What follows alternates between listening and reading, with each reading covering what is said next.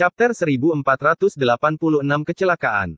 Urat api runtuh sepotong demi sepotong dan meledak. Sarang burung gagak itu terbelah menjadi beberapa bagian. Gagak-gagak emas di sini benar-benar musnah, tidak ada satupun yang bisa melarikan diri. Ada banyak orang di kejauhan, tapi saat ini, dunia sangat sunyi. Mereka secara pribadi telah menyaksikan pertempuran ini dan semuanya khawatir. Kabut berdarah bergulung-gulung. Serpihan tulang putih yang berkilauan adalah pemandangan yang mengerikan, menunjukkan bahwa ras gagak emas telah menderita kerugian besar. Kelompok yang tiba di biduk hampir sepenuhnya musnah. Tidak ada satu orang pun yang berbicara. Mereka semua terintimidasi oleh kekuatan Ye Fan. Mereka semua berdiri di kejauhan, tidak berani mendekat. Ye Fan berbalik dan pergi dengan langkah besar, menghilang ke cakrawala. Long Ma, Peng bersayap emas dan yang lainnya mengikutinya, meninggalkan dunia ini. Setelah entah berapa lama waktu berlalu, tempat ini meletus dengan suara bising. Berita itu sepertinya telah menumbuhkan sayap, dengan cepat menyebar ke segala arah dan mengguncang 5 benua. Tanah terlantar timur, benua tengah, pegunungan selatan, dan tempat-tempat lain semuanya gempar. Ye Fan telah kembali. Berita ini dengan cepat menyebar. Dia pertama kali beraksi di luar angkasa, dan kemudian datang ke wilayah utara untuk melepaskan pembantaian besar. Interval waktunya singkat, dan hanya setelah semuanya selesai barulah berita itu benar-benar menyebar. Tiba-tiba terdengar suara guntur di tanah datar dan kilatan petir di langit yang cerah. Tidak diragukan lagi, berita itu terlalu mengejutkan, melebihi ekspektasi semua orang. Sebelumnya, itu hanya menyebar di area kecil, tapi sekarang, badai menyapu benua tengah, pegunungan selatan, dan tanah terlantar timur. Lebih dari 100 tahun telah berlalu, namun Ye Fan benar-benar muncul lagi. Banyak orang yang sedikit tercengang. Dia masih bisa kembali setelah berjalan di jalan kuno. Ini jarang terlihat sejak zaman kuno. Seberapa kuat dia? Dia menghancurkan ras gagak emas dengan satu kepalan tangan dan membunuh Raja Dewa Gagak Emas dengan satu teriakan. Itu terlalu mengejutkan. Berita kembalinya Ye Fan menciptakan badai yang segera menelan bumi yang besar, mengguncang hati semua orang. Lebih dari 100 tahun telah berlalu, dan manusia telah mengalami satu atau dua era. Namun, para kultivator di masa lalu masih ada di sini. Terlepas dari apakah mereka mengenalinya atau tidak, mereka semua terkejut. Berita ini menciptakan gelombang gila, segera menyebar melalui gerbang alam. Selama ada kultivator, mereka semua mengetahuinya. Dunia menjadi gempar. Dalam arti tertentu, inilah saatnya untuk memutuskan hati fana saya, kata suci beruang hitam. Bagaimana hati seseorang dapat dibagi menjadi fana dan transenden?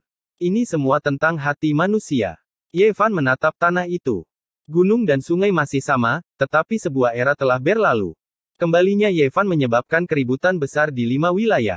Dunia menjadi gempar saat diskusi pecah. Tidak ada yang berani mempercayai semua ini. Apakah tubuh suci umat manusia sudah sebanding dengan Sage Agung? Itu terlalu mengejutkan. Itu baru 100 tahun atau lebih. Ye Fan tidak menyembunyikan keberadaannya, berjalan di atas bumi yang besar. Dia menatap ke kejauhan ke tambang kuno asal dan kolam giok, tapi dia tidak pergi ke sana. Dia tidak punya waktu sekarang. Kemudian, dia muncul di wilayah tengah, memimpin ke-12 orang suci. Dia berjalan sendiri, membuat beberapa kultivator terkejut. Mereka memperhatikan dari kejauhan, diam-diam memberinya petunjuk.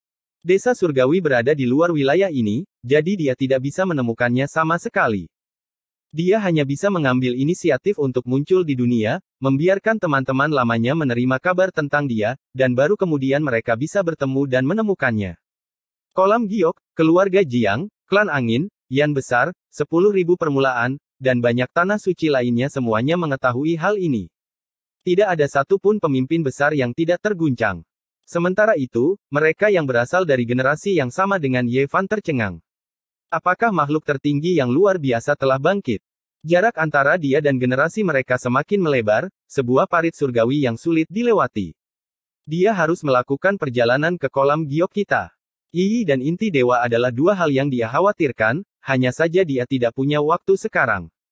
Klan angin saya memiliki masa lalu dengannya. Akankah dia muncul? Dimanapun Ye Fan muncul, dia akan berhenti untuk waktu yang lama, berjalan sangat lambat. Dia takut akan kehilangan teman-teman lamanya jika dia bergerak terlalu cepat. Kota bulan yang tenang terletak di wilayah tengah gurun timur, salah satu dari 10 kota kuno besar di wilayah tengah. Ye Fan berjalan-jalan. Jalan-jalan kuno masih sama, tidak jauh berbeda dari sebelumnya, hanya orang-orangnya saja yang sudah lama berubah. Begitu Yevan memasuki kota, seluruh jalan menjadi sunyi. Longma, Singa Emas, Luan Hijau, dan 11 orang suci lainnya mengikuti di belakangnya. Mereka semua memiliki penampilan yang aneh, menarik pandangan sekilas. Anak ilahi, apakah itu benar-benar kamu? Di kejauhan, sebuah suara malu-malu terdengar. Kecil, ini adalah putri kebanggaan desa surgawi. Bakatnya luar biasa, dan dia telah dibesarkan dengan hati-hati oleh Qi Luo. Dia dianggap sebagai penguasa besar alam pembunuhan di masa depan, seseorang yang dapat dengan mudah mengalahkan banyak raja. Jelas bahwa Little K.R. tidak terlalu baik akhir-akhir ini, kalau tidak, dia tidak akan begitu ceroboh, mendandani dirinya sendiri seperti ini. Wanita muda mana yang tidak menyukai kecantikan? Ini aku. Yevan tidak menyangka Little K menjadi yang pertama muncul. Berbagai peristiwa di masa lalu masih jelas dalam benaknya, seolah-olah baru terjadi kemarin. Saat itu, K.R. kecil baru berusia 2 tahun. Langkahnya goyah, dan ia terlihat sangat lugu. Dia memegang empeng di mulutnya dan bersenandung saat dia menghadapi cahaya pagi sambil berkultivasi. Kamu bukan palsu. Sebagai penerus istana surgawi, K kecil mengambil jurusan kitab suci pembunuh yang berharga. Secara alami, dia bisa merasakan semuanya, tapi dia hanya menanyakan ini karena kegembiraan. Dia bergegas dengan cepat dengan air mata berlinang, seperti anak yang dirugikan yang telah melihat orang terdekatnya. Dia tidak bisa menahan diri untuk tidak menangis. Jangan menangis, ini bukan masalah besar. Aku akan membantumu melampiaskan kemarahanmu. Emosi Yevan juga bergejolak dengan hebat. Dia tidak menyangka akan melihat salah satu miliknya secepat ini. Anakku, kita telah kehilangan Kaisar Hitam, Ye Tong sedang diburu, dan kita bahkan tidak tahu apakah dia masih hidup atau sudah mati. Hua-Hua juga telah diusir. Kakek buyut Qi Luo telah terluka parah, dan 2 kaisar berdarah perak dipaksa oleh ras kuno untuk mengakui nenek moyang mereka. K.R. kecil terisak-isak. Dia sangat emosional seolah-olah dia memiliki keluhan yang tak ada habisnya. Tidak hanya Little K.R. yang emosional, tapi emosi Yevan juga melonjak, dan matanya sakit. Little K.R. tidak tahu bagaimana cara kembali ke desa surgawi karena Kaisar Hitam telah kehilangan dia di galaksi yang jauh. Tentu saja, dia juga telah meninggalkan mereka. Akibatnya, mereka tidak bisa kembali ke rumah mereka dan tidak bisa menemukan tempat untuk pergi. Tidak bisa diandalkan seperti biasanya. Ini adalah evaluasi Yevan. Hasilnya membuat K kecil tersenyum melalui air matanya. Dia tidak bisa menahan tawa. Anjing ini memang tidak bisa diandalkan. Ia menipu orang sampai akhirnya menipu dirinya sendiri juga. Ia meneliti formasi dan membawa dirinya ke sisi lain dari langit berbintang. Dia tidak bisa menemukan jalan pulang. Dia pernah melukai Raja Gagak Emas dan hampir berhasil membunuhnya. Dia juga pernah pergi ke Gurun Barat untuk menyelamatkan Hua-Hua, tapi pada akhirnya, dia tidak bisa mendaki Gunung Meru dan hampir ditangkap. Kedua pamannya, Li Heishui dan Dong Fangye, hampir diusir oleh Sekte Buddha. Yan Yixi dan Li Tian bahkan terluka oleh sekelompok Arhat dan Buddha kuno dan hampir kehilangan nyawa mereka.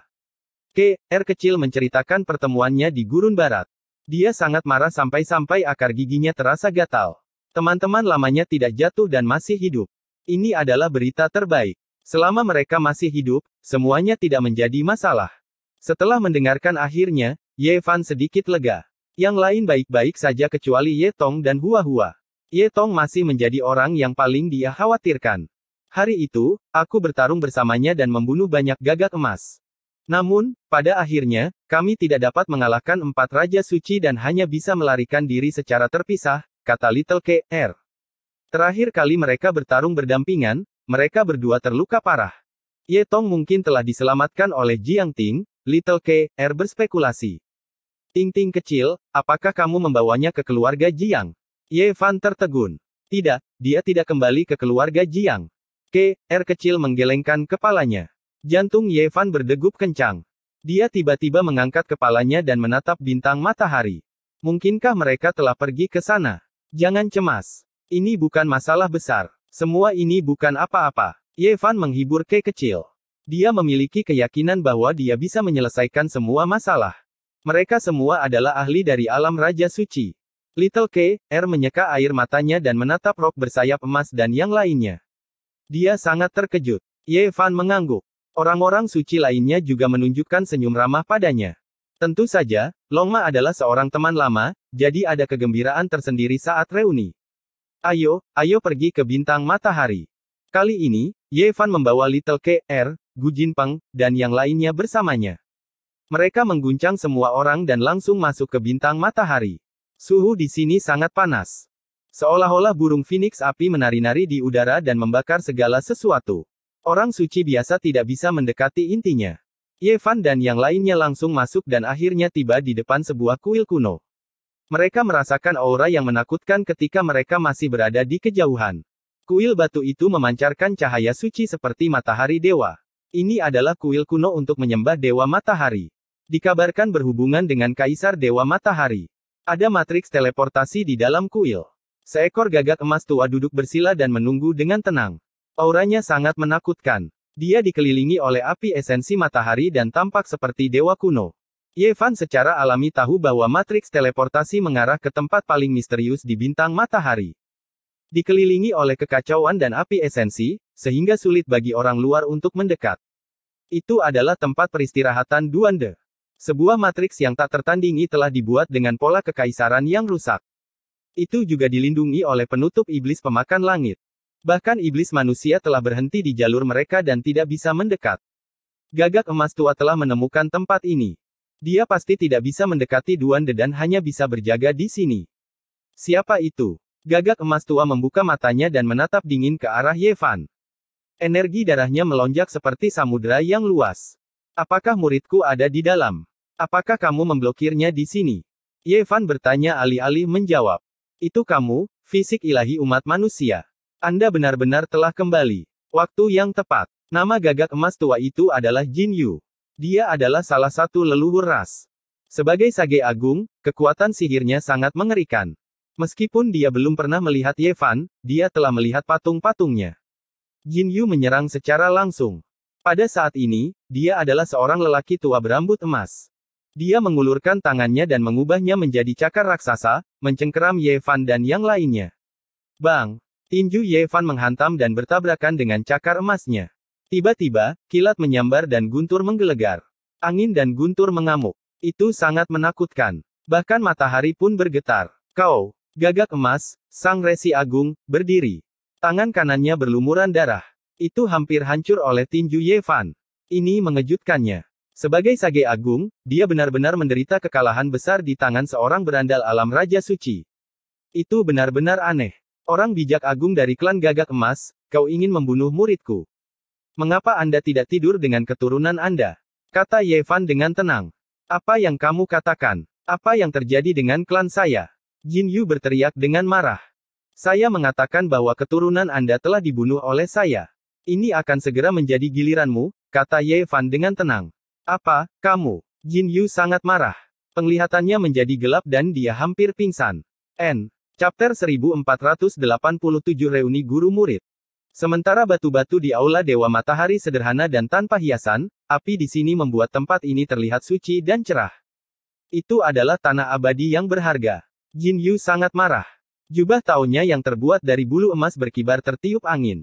Wajahnya penuh dengan niat membunuh.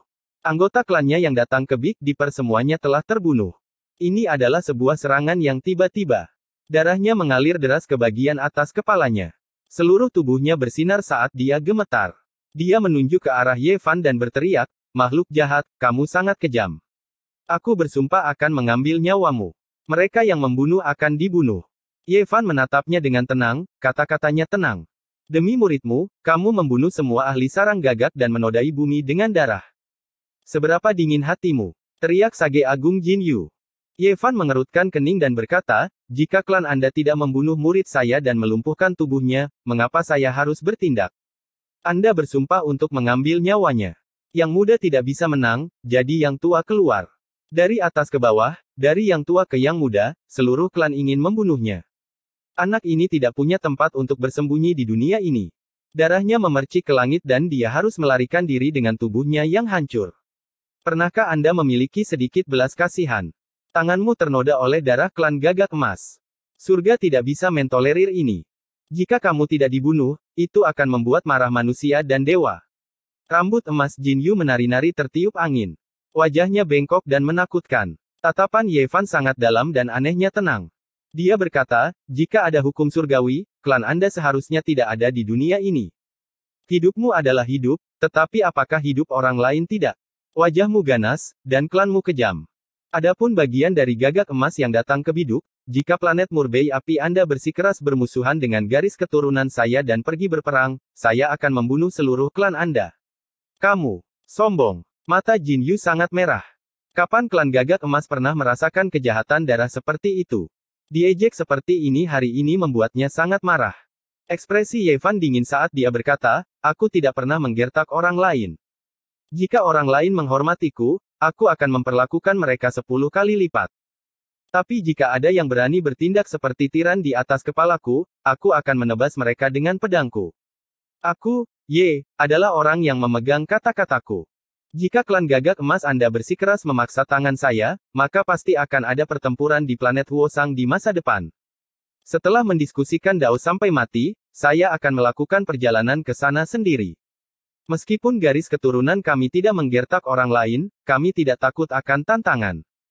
Jika ada yang berani memaksa kami akan mewarnai langit dengan darah dan membunuh mereka semua. Niat membunuh Yevan melonjak saat dia maju dengan langkah besar. Di hadapan musuh-musuhnya, dia tidak akan berbicara tentang kebajikan. Itu akan menjadi munafik.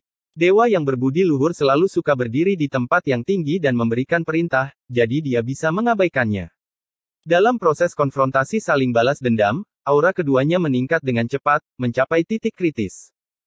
Tak satu pun dari mereka berani meremehkan yang lain, jadi mereka menggunakan waktu ini untuk menyesuaikan diri dan mencapai kondisi terkuat mereka. Sementara itu, pada saat ini, mereka bahkan lebih lagi berjalan keluar dari Istana Batu, bergegas keluar dari bintang matahari, keduanya tiba di luar angkasa. Itu karena mereka tidak bisa bergerak bebas di sana. Jin Yu menyerang. 10 berkas cahaya ilahi melesat dari ujung jarinya, menembus bintang-bintang. Ini adalah teknik dewa yang mengguncang dunia dari garis keturunan gagak emas, 10 membelah dunia. Yevan mengeluarkan teriakan pelan. Rambutnya menari-nari tertiup angin saat dia memuntahkan diagram Dao dari mulutnya.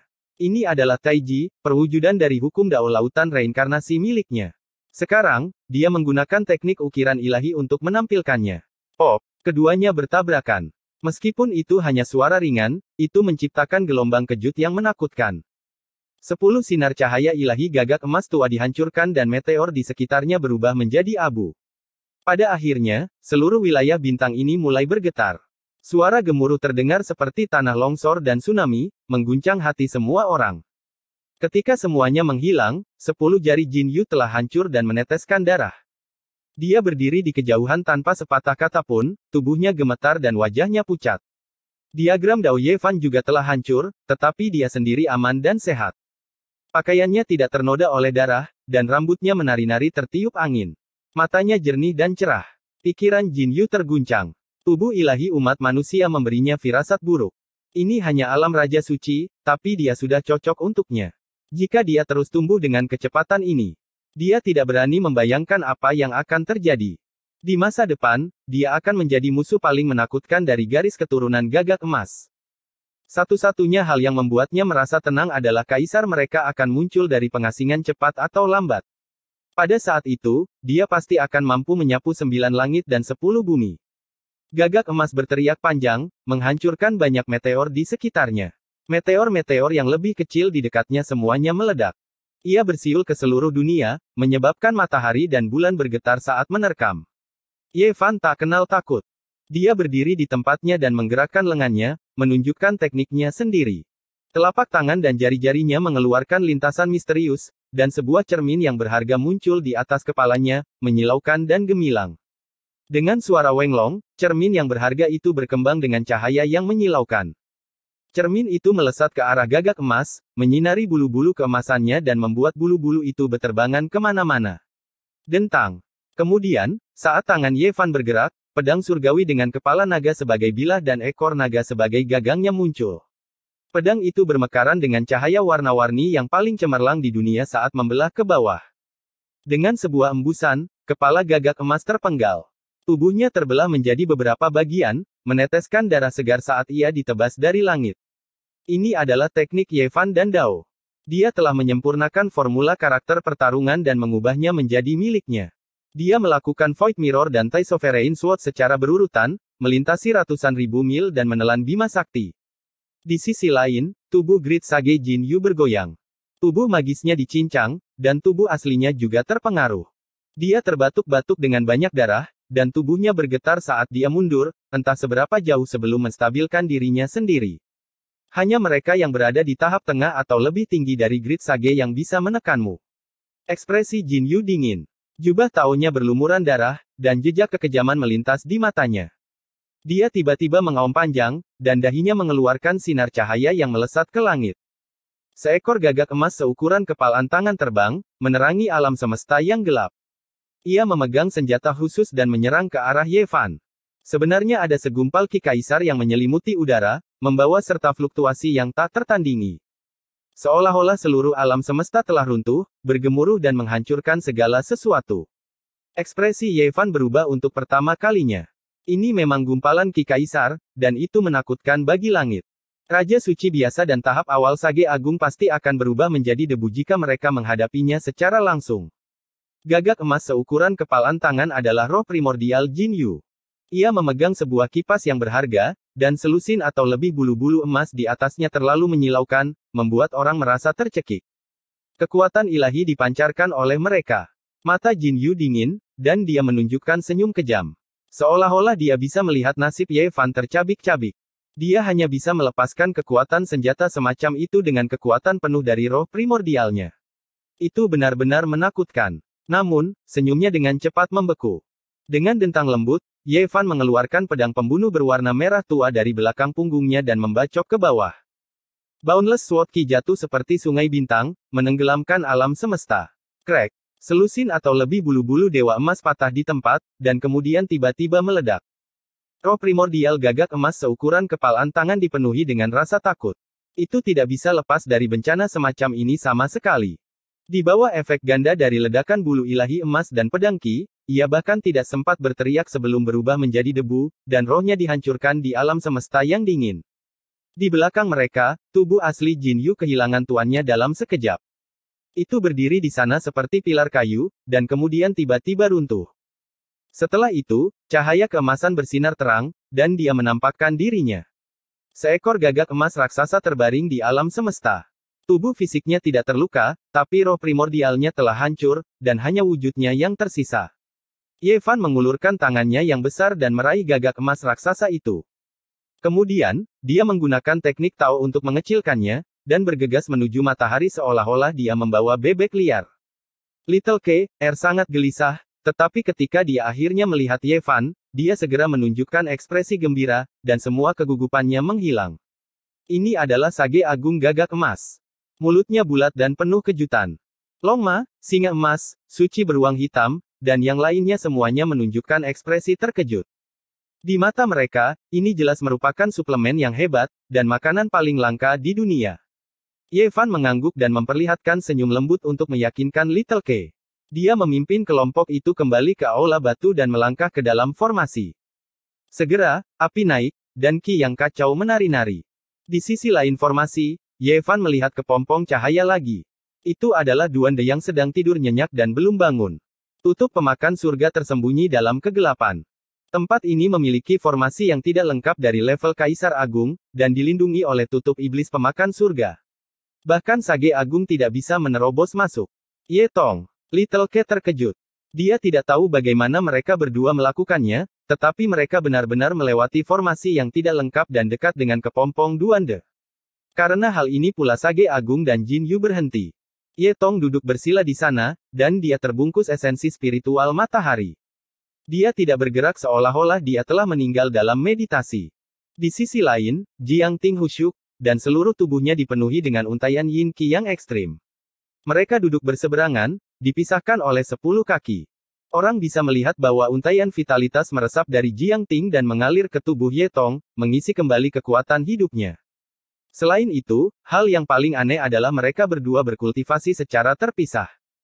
Matahari dan bulan secara alami dilepaskan, dan 10 kaki di antara mereka menyatu menjadi sepotong kekacauan, membentuk diagram Dao. Matahari dan bulan, mana yang lebih lemah? Yin dan Yang saling melengkapi, dan dunia diatur, gumam Ye Fan dalam hati. Kedua orang ini sama-sama memiliki konstitusi yang langka, dan salah satu dari mereka akan mengguncang dunia. Selama mereka berkultivasi ke tingkat yang tinggi, mereka pasti akan menjadi yang terkuat di alam semesta. Kaisar Matahari Kuno dan Kaisar Bulan Kuno sudah cukup untuk membuktikan segalanya. Keduanya menyatu untuk membentuk kekacauan. Betapa menakutkannya kekacauan yang sebenarnya. Pikiran Ye Fan melayang sejenak. Kemudian, pikirannya menjadi kosong dan dia menjadi tenang. Selalu ada legenda tubuh kekacauan tanpa cacat dari era mitologi, tapi dia belum pernah melihatnya sampai sekarang. Luka Ye Tong sangat serius, kata Little K.R. dengan lembut. Saat dia selesai berbicara, tubuhnya bergoyang, dan darah mengalir dari sudut mulutnya. Ye Fan merasakan sebuah aura. Itu adalah kekuatan agama Buddha, tersebar di antara anggota tubuh dan tulang Little K.R. Biasanya, dia menekannya dan mencegahnya menimbulkan masalah. Tapi setelah melihatnya hari ini, pikiran K.R. kecil terguncang, dan dia tidak bisa lagi menekannya. Sungguh kekuatan Buddha yang kuat dan murni. Jika orang biasa dipukul dan dimurnikan oleh ajaran Buddha, mereka akan mati jika mereka tidak tunduk, kata singa emas dengan terkejut. Nenek moyangnya telah dimurnikan oleh Amitabha, jadi dia sangat memahami kekuatan semacam ini. Anak ilahi, apakah aku akan mati? Mata Ke kecil berkaca-kaca, dan dia terjatuh ke belakang. Dengan aku di sini, kamu akan baik-baik saja. Ye Fan mendukungnya dan mengacungkan jari. Segumpal cahaya keemasan memasuki tubuhnya dan mulai memurnikan kekuatan Buddha. Kakak laki-laki. Pada saat ini, Jiang Ting terbangun dan melihat Ye Fan dan yang lainnya. Dia merasa seperti berada dalam mimpi. Diagram Chaos Dao di tengah bergetar, dan Ye Tong juga terbangun. Dia berkata dengan suara gemetar, Tuan. Apakah itu benar-benar Anda? Chapter 1488 bertemu. Mereka telah terpisah selama lebih dari 100 tahun, dan sekarang mereka bertemu lagi. Seolah-olah mereka sedang berada dalam mimpi. Keduanya membuka mata mereka, sedikit linglung. Rasanya sangat tidak nyata. Aku kembali. Ye Fan mengangguk. Dia juga sangat tersentuh. Di matanya, mereka berdua masih anak-anak. Tapi bagaimanapun juga, bertahun-tahun telah berlalu. Mereka berdua sudah lama menjadi orang suci. Waktu telah berubah terlalu banyak. Ye Tong berteriak. Dia akhirnya memastikan bahwa ini nyata dan bukan mimpi. Namun tak lama kemudian, dia mengerang kesakitan. Retakan muncul di tubuhnya dan darah muncrat keluar. Saudaraku, itu benar-benar kamu. Mata Jiang Ting dipenuhi air mata. Dia mengira akan sulit untuk bertemu dengannya lagi. Dia tidak pernah menyangka bahwa saat dia membuka matanya, wajah yang dikenalnya dan sosok yang kuat itu muncul lagi. Tuan. Ye Tong menahan rasa sakit dan tersedak isak tangis.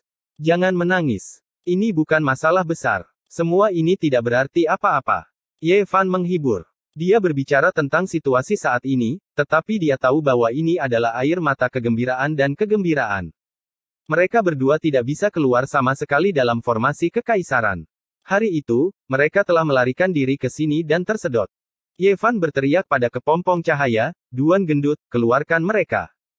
Meskipun semua tanda menunjukkan bahwa Duan De mungkin adalah makhluk surgawi kuno dengan kecerdasan, Ye Fan tidak dapat merasakan rasa hormat kepada Taois yang tidak bermoral ini.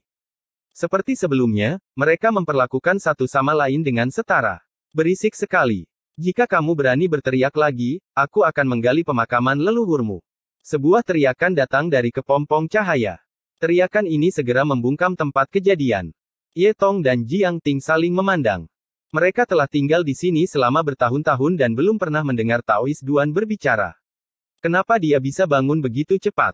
Adapun Raja Singa Emas, Gu Jinpeng, Suci Beruang Hitam, dan yang lainnya, mereka tercengang. Siapakah tuan ini? Bahkan ancamannya pun sangat tidak biasa. Itu benar-benar membuat mereka tidak bisa berkata-kata. Bahkan Ye Fan sedikit terkejut. Dia hanya mengatakannya dengan santai. Dia tidak menyangka bahwa Duan De akan benar-benar bangun dan mengucapkan kata-kata seperti itu. Dia berteriak, karena kamu sudah bangun, kenapa kamu belum keluar? Taois jahat, aku kembali. Mari kita lihat apakah kamu masih hidup. Jika tidak, aku akan menguburmu. Longma tertawa dan mengejek dari samping. Aku bersembunyi di tempat ini, tapi kau menemukanku. Aku tidak bisa hidup dengan tenang, umpat si gendut Duan. Kepompong raksasa itu bergetar dan menolak untuk keluar. Aku belum bisa keluar dari pengasingan. Kurasa aku harus tidur selama beberapa tahun lagi. Jalan kenaikan abadi akan segera terbuka, dan aku belum menyelesaikan metamorfosisku. Jika saya keluar, saya pasti akan mencari masalah, gumam Duande. Kaisar Hitam pernah berkata bahwa Duande hancur dan mapan, dan kemudian hancur, mengulangi siklus tersebut. Terlepas dari apakah itu tubuh fisik atau roh primordialnya, dia telah mengalami banyak kesengsaraan, dan latar belakangnya luar biasa. Nak, kamu kembali. Duande tampak seperti baru saja terbangun dari mimpi, dan dia sedikit linglung saat dia berkata dengan penuh semangat, apa yang kamu temui dalam perjalanan untuk benar-benar kembali hidup? Apa yang kamu bicarakan? Jangan bilang kamu ingin aku mati di luar. Ye Fan menjawab dengan tidak sabar. Dia kemudian tergoda, saya melihat makam Kaisar Iblis di jalan kuno dan melihat penguasa manusia. Apakah kamu tertarik untuk pergi ke sana? Tak terukur, makhluk surgawi itu, apa menurutmu aku orang seperti itu? Duande sepertinya terbangun. Dia dengan lembut berucap untuk mengingatkan dirinya sendiri, tenanglah, semua yang lain hanyalah awan yang cepat berlalu. Hanya aku yang benar. Saya tidak akan terpengaruh. Ye Fan tertawa keras, mengekspresikan penghinaannya atas sikap menipu diri sendiri. Longma bahkan lebih tegas lagi. Dia memberitahu Fatih Duan bahwa mereka telah memasuki makam Kaisar Iblis dan memasuki lautan kepahitan makhluk surgawi kuno. Kamu mendapatkan ramuan musim semi ilahi makhluk surgawi kuno. Duan gendut tampak sangat cemas. Beri aku segera dan taburkan di kepompong. Ye Fan awalnya datang untuk mencari seorang murid, tetapi Fatih Duan telah mengganggu dan menjadi pusat perhatian. Kepompong itu meronta-ronta, tidak menginginkan apapun selain bergegas. Ye Fan tahu bahwa ramuan musim semi ilahi makhluk surgawi kuno sangat penting bagi Duande. Dia tidak mengatakan apa-apa lagi dan segera mengeluarkan botol giok dan melemparkannya ke dalam kepompong. Tidak ada formasi kaisar yang bisa menghentikannya. Dengan suara benturan, botol giok itu pecah dan semua cairan kristal memercik ke kepompong. Rasanya seperti api yang berkobar, membuat kepompong itu semakin menyilaukan. Tak terukur, niat membunuh makhluk surgawi itu terlalu kuat. Itu hampir membuatku mati terbakar. Mungkinkah mata air ilahi harta karun makhluk surgawi itu terlalu mendominasi? Duan gendut mendengus. Perampok pemakaman, kapan kamu keluar dari pengasingan? Kita sudah menemukan makam Kaisar Iblis di jalan kuno umat manusia. Seharusnya ada jalan kuno lainnya juga. Saya ingin mengundang Anda untuk menjadi pemandu teknis kami. Bagaimana kalau kita melakukan sesuatu yang besar? Longma bertanya. Jangan goda aku, kata Duande dengan penuh kebencian. Saya benar-benar ingin pergi, tapi saya tidak ingin melewatkan jalan keabadian. Aku tidak akan meninggalkan biduk. Setelah mengatakan ini, dia berhenti bergerak. Dia seperti cacing dalam kepompong yang menunggu untuk berubah menjadi kupu-kupu, menunggu hari kebangkitannya. Luka-luka kecil tidak biasa. Ada kekuatan Buddha yang menakutkan berkeliaran di sekelilingnya yang tidak bisa dia singkirkan. Namun, setelah energi dominan Ye Fan mengalir masuk, itu berangsur-angsur menghilang. Anak ilahi, saya jauh lebih baik. Aku tidak perlu menggunakan kekuatan asalku lagi. Kecil membuka matanya, terlihat jauh lebih bersemangat dari sebelumnya. Ye Fan mengangguk dan menepuk dahinya. Sebuah mantra segera muncul di kedalaman kesadarannya. Dengan seni rahasia ini, Anda tidak perlu khawatir tentang cedera di masa depan. Ini. Kecil bingung pada awalnya, tapi dia segera menunjukkan ekspresi terkejut. Itu karena sebuah paragraf teks telah muncul dalam kesadarannya. Judul teks itu adalah, Seni Rahasia Pendekar Pedang. Luka Ye Tong juga parah. Dia dikutuk oleh klan Gagak Emas. Dia telah mencoba untuk menghancurkan tubuhnya sendiri beberapa kali, tapi dia tidak bisa menyingkirkan kutukan itu. Kekuatan ini telah menjerat roh primordialnya. Tangan Ye Fan bergerak, dan hawa darah yang kuat memenuhi udara.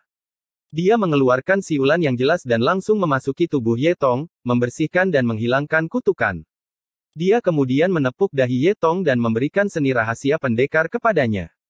Little K, R dan Ye Tong duduk bersila dan pulih dengan sendirinya. Kekuatan ilahi melonjak ke seluruh tubuh mereka. Kakak, bagaimana kabarmu selama ini? Apakah berbahaya untuk bertanding di jalan kuno? Jiang Ting bertanya. Kekhawatiran tertulis di seluruh wajahnya, dan hatinya sangat bersemangat. Bisa bersatu kembali dengannya membuatnya merasa sangat tidak nyata. Dia juga terluka, tapi tidak terlalu serius. Namun, Ye Fan masih merawatnya dan menghilangkan kekuatan kutukannya. Dia juga memberikan seni rahasia pendekar kepadanya. Di jalan kuno, ada pertempuran sengit, tapi ada juga hadiahnya. Itu adalah periode yang tak terlupakan. Ye Fan menceritakan pengalamannya selama bertahun-tahun. Di saat yang sama, dia juga bertanya kepada Little Ting tentang situasinya. Little K, R dan Ye Tong juga sudah bangun. Setelah luka lama mereka disembuhkan, mereka sangat bersemangat dan berkali-kali lipat lebih bersemangat dari sebelumnya.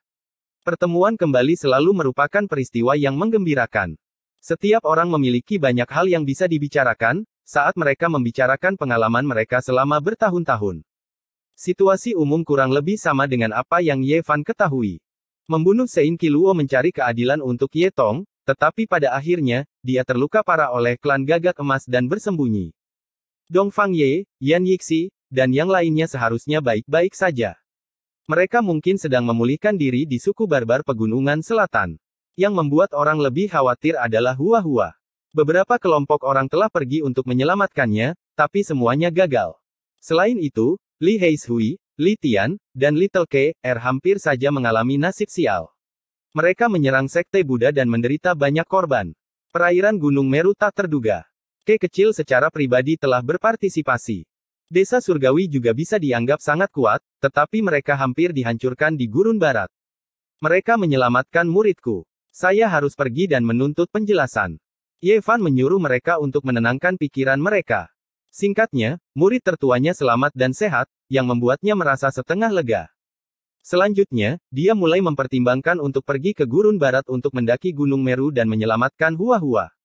Mereka sudah terlalu jauh. Ketika saya keluar dari pengasingan, saya secara pribadi akan menemui mereka dan menggali semua makam besar leluhur Buddha dan cucu-cucu Buddha.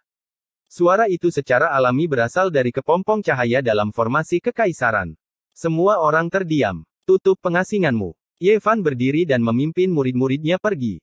Jika Anda benar-benar ingin menyerang Gunung Meru dan meratakan kuil tempes dengan tanah, beritahu saya jika waktunya tiba. Aku akan pergi dan membantu. Saya sangat curiga bahwa ada sesuatu yang baik yang terkubur di bawah Gunung Meru. Sifat Duan De sulit untuk diubah. Dunia seketika gempar saat Ye Fan muncul di dunia dengan Little K, R dan menyelamatkan muridnya, Ye Tong.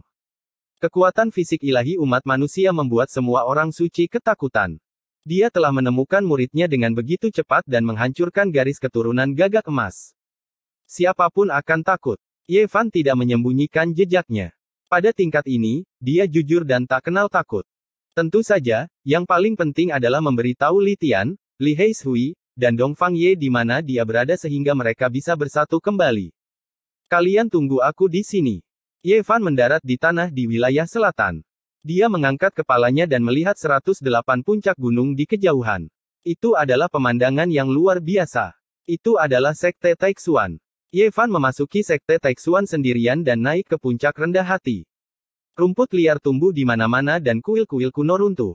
Tempat itu masih sunyi. Wenchang, panggil Ye Fan. Ye Fan, itu benar-benar kamu.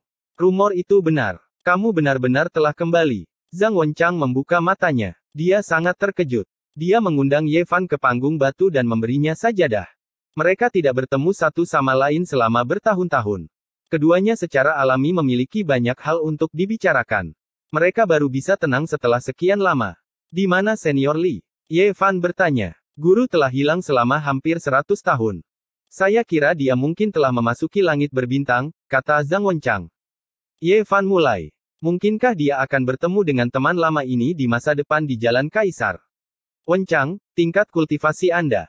Lingkaran besar transformasi naga, jawab Zhang Wenchang. Ketika Ye Fan mendengar ini, dia benar-benar tidak tahu harus berkata apa. Dia telah lama melihat tingkat kultivasi Zhang Wenchang. Hanya saja dia benar-benar tidak berani percaya bahwa bertahun-tahun telah berlalu dan dunia telah banyak berubah. Teman sekelasnya yang sudah tua ini sebenarnya masih bisa begitu tenang. Zhang Wenchang sendiri sangat berpikiran terbuka. Dia berkata, setidaknya saya jauh lebih kuat dari manusia. Saya juga bisa terbang di langit dan membuat terowongan di bawah tanah. Sangat nyaman bagi saya untuk bepergian. Selain itu, seni kultivasi puncak rendah hati itu istimewa. Penindasan pada tahap awal sangat kuat. Saya siap menghabiskan 400 tahun untuk menempa laut reinkarnasi, istana Dao, 4 ekstrim, dan alam transformasi naga. Setelah itu, saya akan memikirkan cara untuk menerobos fondasi abadi.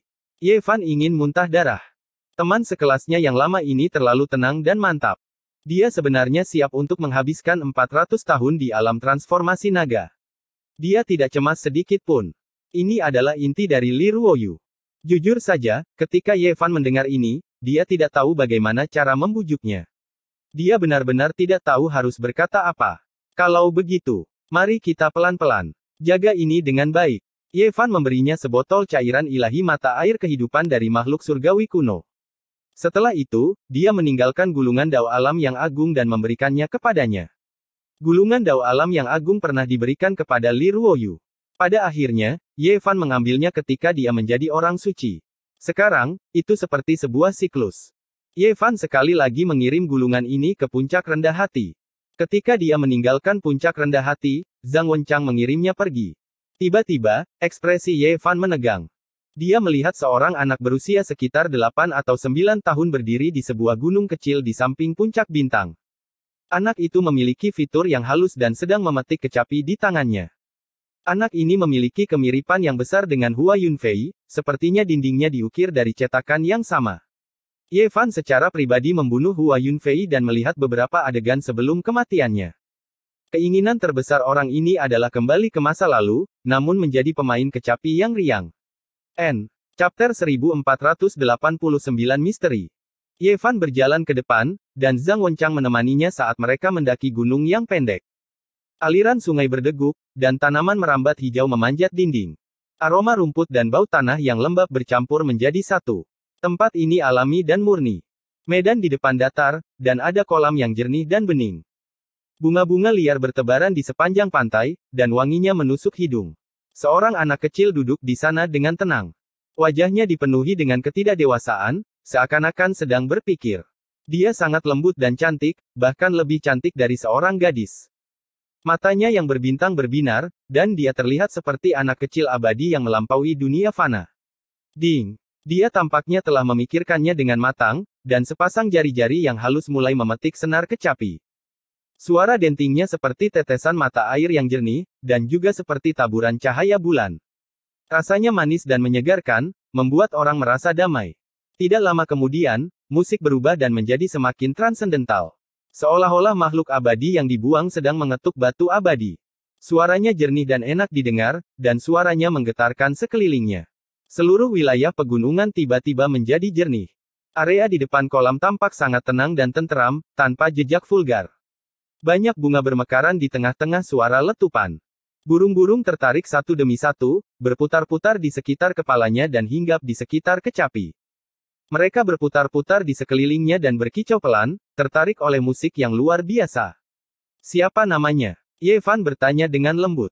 Anak ini sangat mirip dengan Hua Yunfei dalam penampilan dan semangat. Bahkan bisa dikatakan tidak ada perbedaan sama sekali. Bahkan musiknya luar biasa, dan temperamennya luar biasa. Hua Yunfei, kata Zhang Wenchang. Orang yang sama, nama yang sama, membuat hati Ye Fan tergerak. Apakah itu bunga yang sama, atau ada sesuatu yang lain? Namanya sama, tapi orangnya tidak lagi sama. Zhang Wenchang menjelaskan. Ini adalah adik laki-laki Hua Yunfei. Dia lahir baru-baru ini, dan diberi nama yang sama oleh penguasa puncak bintang. Di depan, puncak bintang yang menjulang tinggi tampak seperti bangau di antara ayam. Itu bahkan lebih tinggi dari gunung-gunung lainnya. Terlepas dari apakah itu siang atau malam, akan ada sejumlah besar cahaya putih keperakan yang memancar dari langit. Itulah kekuatan bintang-bintang. Ding! Pada saat ini, anak itu berhenti bermain. Sepasang mata hitam seperti permata menatap mereka dengan bingung. Dia menatap Ye Fan, tidak tahu kapan mereka tiba. Salam, Senior Hua. Zhang Wenchang membungkuk. Star Peak Lord benar-benar luar biasa. Dia mengenakan pakaian biru dan rambutnya berserakan. Dia terlihat 40-50% mirip dengan Hua Yunfei di masa lalu. Ekspresinya tenang saat dia menganggukkan kepalanya dan kemudian melihat ke arah Ye Fan. Ye Fan menghadapinya dengan tenang. Orang ini tidak biasa, tetapi dengan basis kultivasinya saat ini, dia secara alami dapat menghadapinya dengan tenang tanpa tekanan. Yunfei adalah anak yang baik. Dia dicengkeram oleh sepasang tangan tak terlihat dan tidak bisa melarikan diri. Saya tidak melindunginya dengan cukup baik. Pria paruh baya itu sangat sedih. Ye Fan tidak menyalahkannya. Ye Fan, Hua, puncak-puncak Yunfei. Aku tidak menyalahkanmu. Yunfei ingin membunuhmu lebih dulu, tapi kamu berakhir seperti ini. Aku tidak punya apa-apa untuk dikatakan. Aku hanya membenci diriku sendiri karena tidak bisa melindunginya saat dia masih kecil. Saya tidak melihat keinginan seorang anak, saya juga tidak melihat kesedihan dan kesengsaraannya, kata pria paruh baya itu lirih. Nama anak kecil ini adalah Hua Yunfei. Ini sudah cukup untuk menjelaskan masalahnya, kesedihan di dalam hatinya. Anak berusia 8 atau 9 tahun itu bangkit dan diam-diam berjalan mendekat. Dia menatap Yevan dan berkata, apakah kita pernah bertemu sebelumnya? Mengapa kita sepertinya saling mengenal? Jantung Yevan berdegup kencang saat dia menunjukkan ekspresi tidak percaya. Ya, Anda adalah tubuh suci yang sering dibicarakan orang. Anda sangat mirip dengan apa yang saya bayangkan. Anak itu mengedipkan matanya yang besar dengan rasa ingin tahu. Hati Yevan bergejolak. Apakah ini sebuah kebetulan? Meskipun mereka memiliki ayah dan ibu yang sama, mereka terlalu mirip. Terutama tatapan mata mereka, mereka persis sama. Anak ini hanya mencintai kecapi. Aku akan mengikuti semua pilihannya dan membiarkan dia menjadi pemain kecapi yang bahagia, kata Master Puncak Bintang dengan sedih. Sebenarnya ada air mata yang mengalir di wajahnya. Dia membelai kepala anak itu dan dipenuhi dengan cinta. Namun, tidak diketahui apakah dia mengatakan ini kepada putranya atau kepada Hua Yunfei di alam baka. Yevan meninggalkan Taisuan dan menghela nafas pelan. Semua makhluk hidup berjuang di dunia fana ini. Kelahiran, usia tua, penyakit, dan kematian, kegembiraan, kemarahan, kesedihan, dan kegembiraan. Bagaimana mereka bisa melarikan diri? Dia juga hanya penumpang gelap. Kamu harus berhati-hati dan jaga dirimu sendiri. Zhang Wenchang memperingatkan. Dunia dalam kekacauan dan banyak orang suci turun. Jalan kenaikan surga akan segera terbuka. Hanya langit yang tahu perang mengerikan seperti apa yang akan terjadi. Mengapa? Tanya Zhang Wenchang. Saya hanya percaya pada kehidupan ini. Tapi dia adalah bunga lain yang sama dengan kehidupan saya sebelumnya setelah murid saya Hua-Hua. Apakah Anda mencoba menggoyahkan iman saya? Yevan bergumam pada dirinya sendiri. Jika ada kehidupan selanjutnya, seorang pemain kecapi dan reinkarnasi adalah akhir yang terbaik untuknya, kata Zhang Wenchang. Yevan pergi begitu saja dan bertemu dengan Ye Tong, Little K.R., dan yang lainnya. Ada kehidupan selanjutnya jika Anda percaya, dan jika tidak, tidak akan ada. Dalam siklus waktu, akan ada dua bunga yang sama di dunia. Apakah mereka adalah bunga yang sama atau tidak, terserah pada generasi selanjutnya untuk menilai, kata Yevan lirih. Dia teringat kata-kata biksu tua dari gurun barat. Dia tahu bahwa suatu hari, ini akan menjadi masalah yang sulit dalam perjalanannya menuju alam kaisar yang harus dia selesaikan. Yevan memiliki perasaan khusus terhadap wilayah selatan. Saat itu, 9 naga menarik peti mati dan jatuh ke daerah terlarang di era primordial. Dia telah memulai jalur kultivasi dari daerah ini. Dia membawa murid-muridnya dan diam-diam datang ke gua reruntuhan roh surga. Dia ingin memberi penghormatan kepada tetua Wu Qingfeng. Ini adalah guru Pangbo dan orang pertama yang membawanya masuk. Di masa lalu, dia telah berkunjung berkali-kali. Tapi kali ini, dia sudah pergi terlalu lama. Sudah lebih dari 100 tahun. Dia bertanya-tanya bagaimana kabar orang tua itu. Namun, ketika dia datang ke sini, dia hanya melihat sebuah pemakaman. Orang tua itu telah meninggal beberapa tahun yang lalu. Masa hidupnya telah berakhir. Kelahiran, usia tua, sakit, dan kematian. Ini adalah hukum yang tidak bisa dilanggar. Yevan pernah memberi orang tua itu mata air ilahi di daerah terlarang di era primordial. Meski begitu, dia tidak bisa melanggar hukum alam. Senior. Yevan berdiri di depan pemakaman, merasa tersesat. Hatinya terasa kosong, masam, dan pahit. Dia menunjukkan ekspresi sedih saat dia berlutut dan bersujud dengan serius. Jika seseorang tidak menjadi abadi, pada akhirnya ia akan kembali ke tanah kuning. Ini seharusnya baru permulaan. Di masa depan, seiring berjalannya waktu, dia mungkin akan melihat lebih banyak pemakaman di mana teman dan sahabat lama dimakamkan. Ini adalah hukum alam yang tidak bisa ditentang. Dengan kultivasinya saat ini, tidak ada yang bisa menemukannya. Dia berjalan melewati tempat di mana dia pernah berkultivasi dan akhirnya tiba di makam Kaisar Azure di samping gua reruntuhan roh surga. Makam yang sudah rusak. Harta karun yang ditinggalkan Kaisar Azure untuk generasi mendatang sudah tidak ada lagi. Namun, pemakaman Yin masih ada. Sebuah kolam hitam pekat yang terhubung ke 9 dunia bawah. Dikabarkan bahwa menara sunyi kuno pernah menekannya dan membawa mayat Kaisar Azure ke wilayah yang lebih jauh. Siapa itu? Tiba-tiba, Ye Fan menoleh dan sepertinya melihat punggung seorang pria tua di depan makam Yin. Dia berubah menjadi aliran cahaya dan bergegas mendekat. Namun, ketika dia mendekat, dia hanya melihat bahwa kolam itu sehitam tinta dan sangat dalam. Tidak ada seorang pun di sekitarnya, dan kolam itu kosong dan sunyi. Tidak ada apa-apa. Ye Fan bingung. Dengan kultivasinya saat ini, bagaimana mungkin ada seseorang yang lebih cepat darinya? Itu benar-benar tak terbayangkan. Apakah ini sosok yang nyata, atau ilusi yang disebabkan oleh kegelisahannya karena kesedihan dan memikirkan sesepuh yang telah membawanya ke jalan kultivasi? Dia berdiri di tempat untuk waktu yang lama sebelum akhirnya pergi. Ye Fan membawa Little K.R., Jiang Ting, Long Ma, dan yang lainnya ke utara, menarik perhatian dunia. Begitu dia kembali, dia memusnahkan klan Gagak Emas, menyebabkan badai besar dan menarik perhatian dunia. Kelompok orang ini tidak menyembunyikan diri dan menuju ke utara. Pada hari yang sama, Killing Saint Kiluo muncul, atau mungkin harus disebut Killing Saint King. Salah satu mata pembunuh tua itu kosong, seolah-olah alam semesta terbuka di dalamnya. Mata yang satunya lagi dipenuhi dengan air mata. Kau kembali. Senang kau kembali. Jarang sekali pembunuh tua itu mengungkapkan perasaannya yang sebenarnya. Selama bertahun-tahun, dia telah kelelahan. Sekarang dia melihat Ye Fan menjadi eksistensi yang tinggal setengah langkah lagi dari Sage Agung, dia dengan tulus bahagia dan berlinang air mata. Siapa bilang pembunuh itu tidak berperasaan? Waktu telah mewarnai rambut mereka menjadi putih.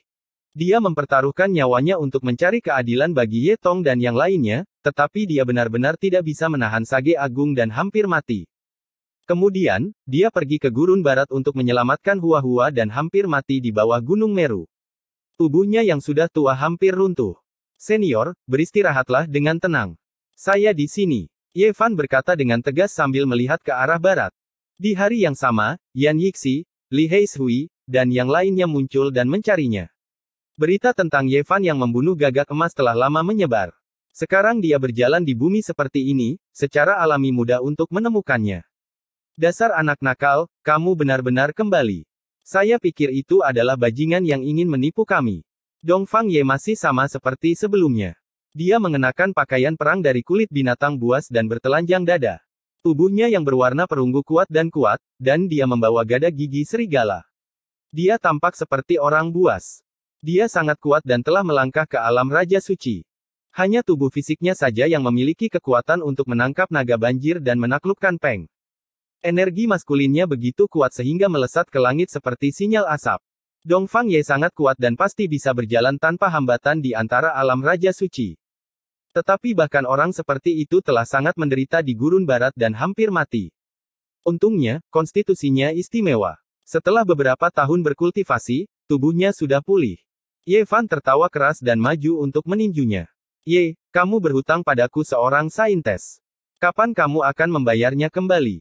Li Tian maju, masih sama jahatnya seperti sebelumnya. Ada begitu banyak saintes dari ras kuno. Berapa banyak yang sudah kamu selesaikan? Ye Fan tertawa keras. Aku tidak tertarik pada mereka lagi. Sebaliknya, saya tertarik pada beberapa biarawati di gurun barat.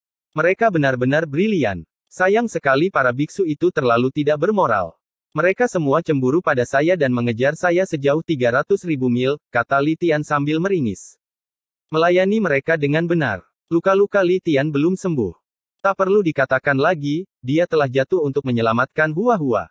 Temperamen Yan Yixi luar biasa dan penampilannya luar biasa. Seperti Li Tian, dia terluka, tetapi ekspresinya tenang dan tenang. Ye, kamu akhirnya kembali. Kakak Kera telah pergi dan Ji Zi telah pergi jauh. Jika bukan karena Ye Tong dan Hua-Hua, kami akan memasuki langit berbintang untuk mencarimu, kata Li Heishui, mengungkapkan perasaannya yang sebenarnya. Tidak perlu terburu-buru. Luangkan waktumu. Di masa depan, semua orang akan pergi ke jalan kuno umat manusia. Ye Fan tersenyum. Ketika mereka berkumpul lagi, meskipun masih ada beberapa orang yang hilang, itu sudah cukup ramai. Dia merasakan gelombang kehangatan. Perairan gurun barat sangat dalam, dan tidak mudah untuk diserang. Desa surgawi kita begitu kuat dan makmur, dan kita pasti tidak bisa dianggap lemah di zaman sekarang. Namun, kami menderita kekalahan besar di gurun barat, dan seluruh pasukan kami hampir musnah. Jika kita ingin pergi ke barat, kita harus berhati-hati. Ini adalah pendapat umum dari teman-teman lama. Gunung Meru sangat menakutkan. Itu adalah kolam naga dan sarang harimau. Sulit untuk diserang dan harus berhati-hati. N. Chapter 1490 Juxiong. Sekelompok orang berkumpul bersama, berisik dan hidup, menyapu dingin yang sebelumnya sunyi, dan membuat orang merasakan semacam persahabatan yang hangat. Meskipun karakter Kaisar Hitam tidak bisa diandalkan, rune formasinya luar biasa. Dia memperbaiki dua sudut lagi dari formasi pembunuhan Kaisar Wuxi dan memiliki 30% kekuatannya. Jika dia masih di sini, dia bisa membunuh semua orang. Li Heishui menghela nafas. Ye Fan juga menghela nafas. Dia tidak mengkhawatirkan keselamatan Kaisar Hitam, tapi dia benar-benar ingin menemukannya. Karena pertempuran di kuil leluhur, koordinat wilayah bintang kuno Ziwei telah jatuh ke tangannya. Menyerang Gurun Barat membutuhkan perencanaan jangka panjang. Kita tidak bisa bertindak gegabah. Faktanya, setelah mengumpulkan teman-temannya, Ye Fan tidak menuju ke barat sama sekali. Sebaliknya, dia menuju ke utara. Desa Surgawi kehilangan dua tokoh penting. Mereka adalah murid Kaisar Hitam, Kaisar Darah Perak. Setelah bertahun-tahun berlatih, mereka berdua telah meratap seperti hantu dan dewa. Namun, efeknya sangat jelas. Mereka telah kembali ke akar leluhur mereka. Wang Su dan Lei Bo adalah keturunan Kaisar Darah Perak. Mereka bukan anggota klan biasa. Jika tidak, Guru Tao Yuan tidak akan membawa kedua bayi itu kembali 10.000 tahun yang lalu, dan tidak akan ada keluarga Wang dan Lei. Sekarang, Kaisar Darah Perak terjebak di utara. Ye Fan harus pergi ke sana untuk melihat apa yang terjadi dan memanggil mereka kembali. Lei Bo dan Wang Su hanya pergi ke wilayah utara setelah kekalahan besar kami dalam menyerang Gurun Barat. Karena masalah garis keturunan mereka sering bersentuhan dengan beberapa klan Gu. Siapa sangka mereka akan ditahan saat ini ketika mereka ingin meminta bala bantuan. Ketika Ye Fan dan yang lainnya tiba di wilayah tengah, Ki Ungu bergulir di barat. Sekelompok iblis besar meraung seolah-olah mereka adalah 100.000 tentara langit. Di tengahnya ada seseorang yang mengenakan jubah perang dewa dan mahkota emas ungu. Aura iblisnya membumbung tinggi, dan matanya tajam. Dia dikelilingi oleh sekelompok iblis kuno seperti bulan yang dikelilingi oleh bintang-bintang. Awan bergulung saat mereka bergegas. Kakak Ye, apakah kamu benar-benar kembali? Orang ini adalah Yao Yuekong, penguasa Istana Iblis Langit saat ini. Ini aku. Saudara Yuekong, sudah 100 tahun. Bagaimana kabarmu? Ye Fan tersenyum. Membosankan. Aku ingin pergi ke bintang-bintang untuk menemukan kalian dan bertarung dengan kalian, kata Yao Yuekong. Kata Yao Yuekong. Sebagai Master Istana Iblis Langit, dia secara alami memiliki sikapnya sendiri yang mengesankan. Namun, ketika dia melihat teman lamanya, dia tidak bersikap berlebihan. Di depan mereka, wajah kelompok iblis besar semuanya menjadi gelap, tapi tidak ada yang bisa mereka lakukan. Teman-teman penguasa istana ini tidak memiliki tabu, dan hanya mereka yang bisa memanggilnya seperti itu. Apa kau tidak akan menyerang Gurun Barat? Bawa lebih banyak orang kali ini, kata Yao Yuekong. Terakhir kali, dia telah mencoba yang terbaik, tetapi dia telah menderita banyak korban dan tidak banyak berguna. Kita membutuhkan senjata kaisar untuk menyerang Gurun Barat, kata Li Heishui. Segala sesuatu yang lain tidak berguna. Cari Yan Ruyu dan lihat apakah kamu bisa meminjam senjata Kaisar King. Jika tidak, kita mungkin tidak akan bisa mendaki Gunung Meru. Keberadaan yang mulia tidak pasti. Beberapa orang bahkan mengatakan bahwa dia pergi ke dunia luar. Saya telah mengirim orang untuk mencarinya, tapi tidak ada jejaknya. Yao Yuekong berkata tanpa daya. Kamu berhutang 10 monster padaku. Kapan kamu akan menukarnya? Li Tian menyela. Tuan, kapan Anda akan memanggil kami? Para iblis tidak tahan lagi. Mereka pergi dan menunggu perintah Yao Yuekong. Hanya Yao Yuekong yang pergi bersama orang-orang dari desa surgawi. Dalam perjalanan ke Gunung Abadi, Ye Fan memandangi gunung-gunung hitam. Mereka berdiri berdampingan, menjulang tinggi ke langit, megah dan menakutkan. Anehnya, setelah bertahun-tahun, meskipun ada fluktuasi kuat yang datang dari wilayah terbatas kehidupan ini dari waktu ke waktu, tidak pernah ada satupun makhluk tertinggi yang keluar. Rasanya seperti ketenangan sebelum badai, menunggu jalan keabadian terbuka. Ketika saatnya tiba, akan ada pertempuran yang menghancurkan bumi. Tebing suci juga sama, sunyi dan sunyi. Tapi tidak ada yang berani menginjaknya. Era ini pasti akan menjadi era yang paling menakutkan sejak zaman kuno. 7 wilayah terlarang besar semuanya memiliki makhluk tertinggi di masa lalu yang berhibernasi, masing-masing dari mereka memiliki kemampuan luar biasa. Ye Fan berkata pada dirinya sendiri. Apakah galaksi biduk masih bisa eksis di masa depan adalah sebuah pertanyaan. Sekali orang-orang ini menyerang, galaksi akan runtuh dan semua makhluk hidup akan musnah. Galaksi biduk adalah tempat yang istimewa. Tempat ini dikenal sebagai bintang pemakaman kaisar. Di sana terdapat formasi dan senjata kaisar kuno. Dalam keadaan normal, itu tidak bisa dipatahkan.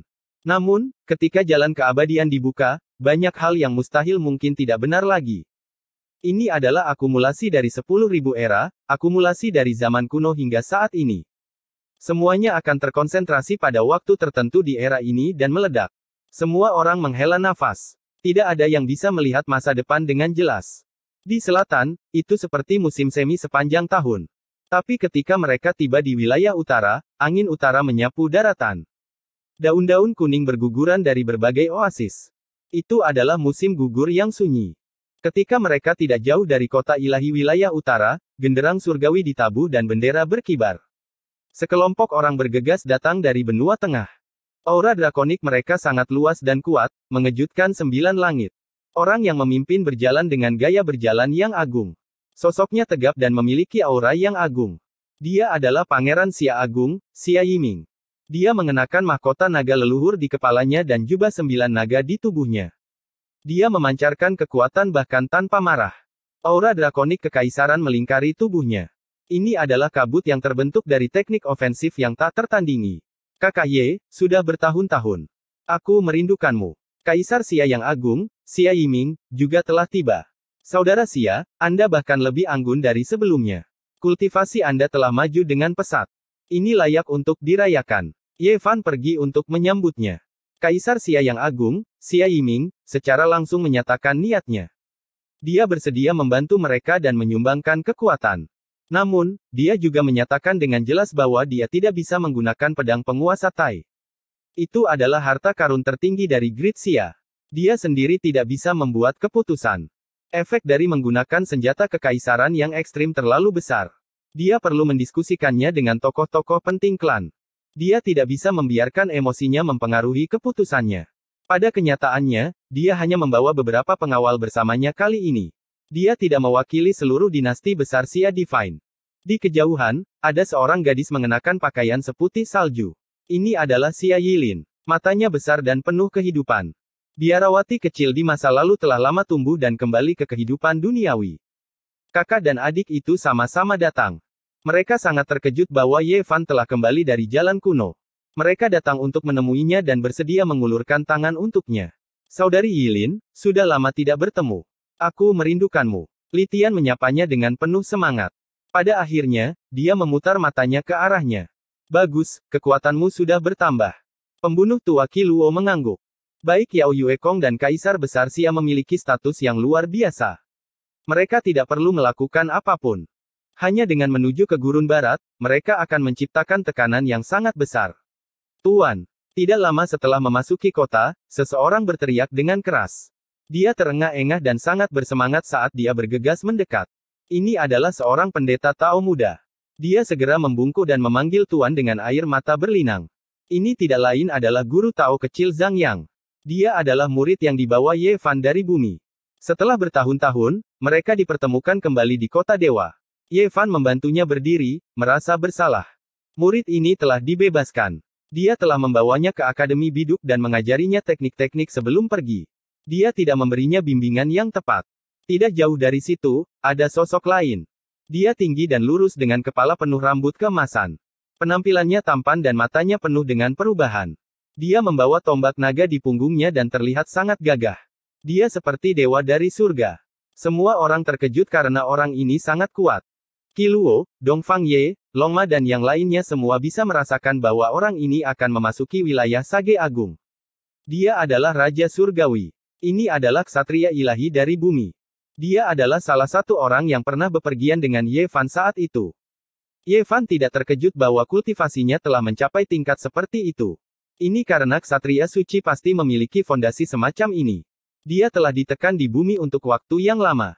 Jika itu di tempat lain, kultivasinya tidak akan serendah alam Dao Severing.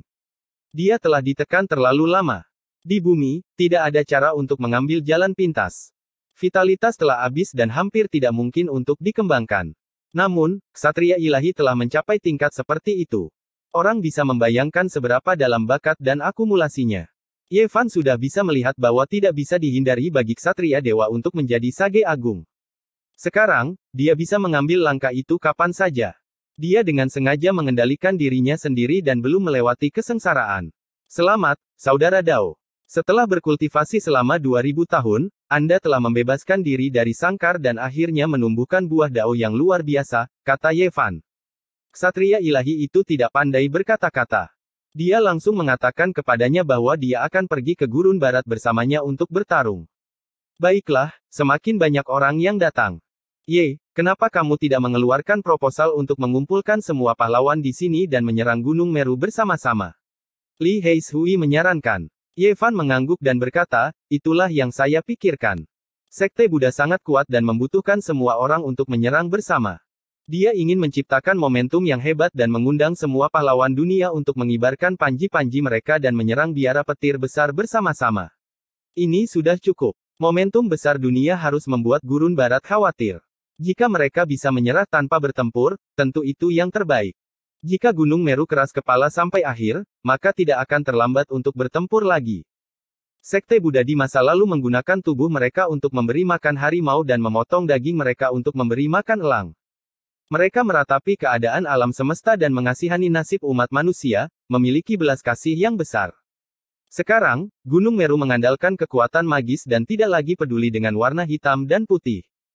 Ia menggunakan kekuatannya untuk menindas yang lemah, menginjak-injak prinsip-prinsip Buddhis, menjadikan orang sebagai budak, menipu dunia dan mencuri namanya. Perilakunya seperti iblis. Ketika perang salib dikeluarkan, seluruh kota ilahi meledak menjadi keributan. Dunia gempar, memicu gelombang yang mengejutkan.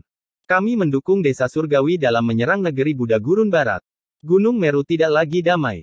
Harus ada pertempuran. Dunia menjadi gempar. Banyak orang berharap dunia berada dalam kekacauan. Itu seperti yang diprediksi Ye Fan. Mereka tidak akan mengambil tindakan, tetapi mereka menambahkan bahan bakar ke dalam api. Suara-suara anti-Buddhisme muncul di mana-mana, seolah-olah mereka ingin seluruh dunia menyerang bersama-sama. Mereka yang memiliki motif tersembunyi adalah mayoritas. Mereka menghasut dunia dan bahkan orang-orang suci dari luar menyatakan dukungan mereka terhadap perang salib Panji bersama melawan Gurun Barat. Selain itu, ras-ras kuno juga seperti ini. Mereka sangat takut pada Gunung Meru dan mendukungnya dengan kata-kata. Mereka semua ingin meminjam tangan Ye Fan untuk mengukur sekte Buddha yang tak terduga. Ini adalah gelombang yang gila. Diskusi muncul di mana-mana, seolah-olah seluruh dunia benar-benar akan menyerang bersama. Seluruh dunia menjadi gempar. Guru, aku di sini. Long Yuxuan bergegas mendekat. Ini adalah salah satu dari dua murid atas nama yang dibawa oleh Ye Fan. Di belakangnya adalah Raja Peng Tua. Mantan Raja Peng kecil bersayap emas telah meninggal. Raja Peng Tua telah menaruh semua harapannya pada Long Yuxuan, jadi dia secara alami patah hati. Kemudian, dia melihat karakteristik Raja Peng kecil dalam diri Long Yuxuan, seorang anggota ras burung gereja naga. Dia dengan sungguh-sungguh memberinya petunjuk. Selain itu, dia sendiri maju dengan pesat setelah perubahan besar dunia, mencapai ketinggian yang mengejutkan. Gemuruh. Sebuah aura yang menakutkan meletus. Seorang wanita muncul. Rambutnya yang indah berkibar tertiup angin. Dia anggun dan luar biasa, dan sosoknya anggun. Namun, dia memancarkan aura sage agung, mengguncang wilayah utara. Putri Ulat Sutra Ilahi telah tiba untuk menanggapi panggilan Ye Fan. Setelah bertahun-tahun, dia telah menggunakan perubahan besar dunia untuk berhasil memasuki alam sage agung. Di bahunya ada benda kecil yang aneh. Itu adalah Ulat Sutra Ilahi yang telah dipotong oleh Ye Fan sebelumnya. Sekarang, itu telah berubah menjadi seekor monyet kecil. Tidak peduli bagaimana orang melihatnya, itu tampak sedikit seperti kera pertempuran suci. Tidak diketahui berapa kali ia telah berubah.